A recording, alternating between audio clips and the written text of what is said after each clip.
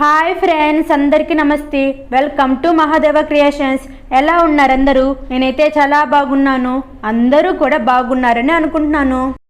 స్నానం చేసే నీటిలో అప్పుడప్పుడు కాస్త రాళ్ళ ఉప్పు 1/2 స్పూన్ వేసుకొని స్నానం చేస్తే దిష్టి పోతుంది.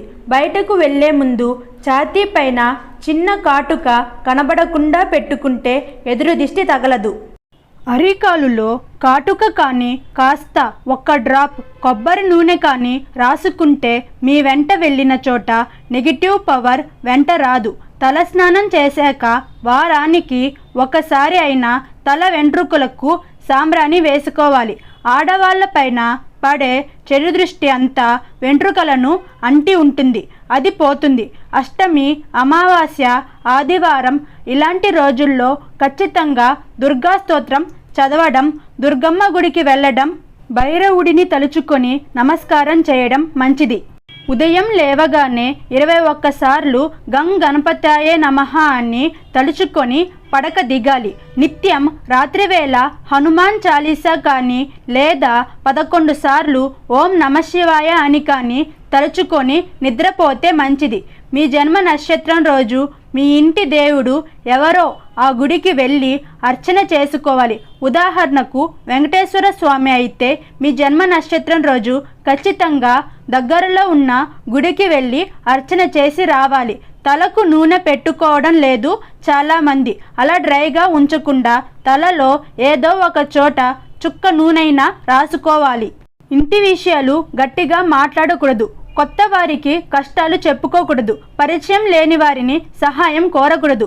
పండుగ రోజుల్లో, సెలవు దినాల్లో కనీసం శుక్రవారం రోజైనా పాదాలకు పసుపు పూసుకోవాలి. మంగళవారం రోజు మొహానికి పసుపు రాసుకుంటే చెడు దృష్టి పడదు.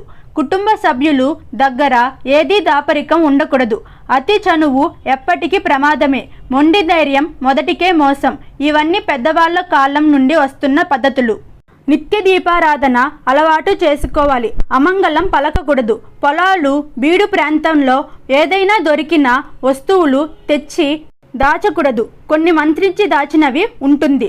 గోరోజనం వశీకరణకు వాడుతారు. మీకు తెలియని కొత్త వారి నుండి, మాంత్రికులు, తాంత్రికుల నుండి చేతికి ఏది నేరుగా తీసుకోకూడదు. చీకటి పడ్డాక ఒంటరిగా బయటకు వెళ్ళాలి అంటే తోడు లేకుండా వెళ్ళకూడదు.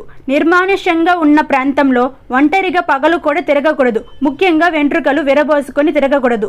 ఓం దుమ్ దుర్గాయే నమః అని నిరంతరం జపించుకుంటూ ఉండండి. మనసులో నిరంతర రామనామ జపం, కృష్ణ మంత్రం, మీ ఇలవేలుపు ఇష్టదైవం ఎవరైతే వారి నామాన్ని మనసులో మననం చేసుకుంటూ ఉంటే మంచి ఆలోచన మీకు రక్షణ కలుగుతుంది. ఈ వీడియో మీకు నచ్చినట్టయితే, ఇన్ఫర్మేటివ్గా అనిపిస్తే ఇలాంటి మరిన్ని వీడియోస్ కావాలంటే నా ఛానల్ని సపోర్ట్ చేయండి. Like, share, subscribe my channel. Thanks for watching.